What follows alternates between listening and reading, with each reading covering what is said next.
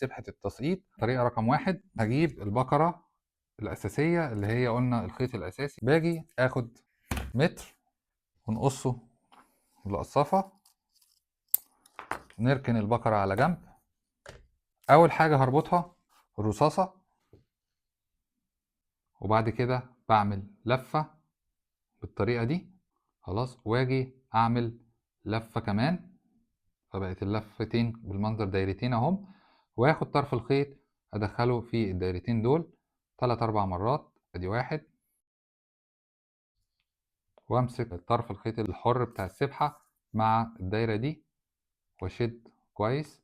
فيعمل لي العقدة ديت، شدها كويس خلاص واقص الزيادة، بقت بالمنظر دوت. همسك العقدة اللي انا عملتها واشدها على الرصاصة تحت.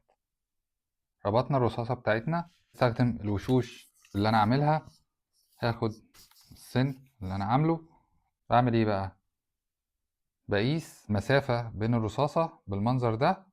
تمام، ولازم اعمل حسابي الانحناء اللي هيحصل، فهطلع لغاية المسافة اللي تكفيني، هعكس السن، هاخد السن اهو اعكسه الناحية التانية تمام، واعمل عقدة بالطريقة دي، ادي 1، وادخل باقي الخيط والسن جوه الحلقة دي بالمنظر ده، اشد من الطرفين العقدة كويس، وبعد كده اشد الطرف لوحده من كل اتجاه، هقص الزيادة، سيب بس مثلا حتة صغيرة، فاللي هيحصل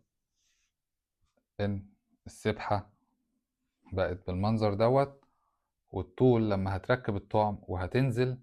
خلاص هي قريبة من المسافة اللي انا عايزها، تجنبت ان الخيط ما يلعبكش.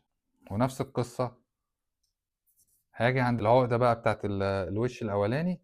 واعمل مسافة برضو اعلى منه بشوية، اعكس السن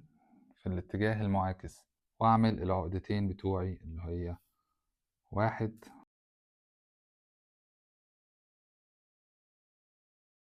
وبكده السبحة جاهزة. اتفضل عندي الجزء دوت، هتجيب طرف الخيط تعمله مجوز بالشكل ده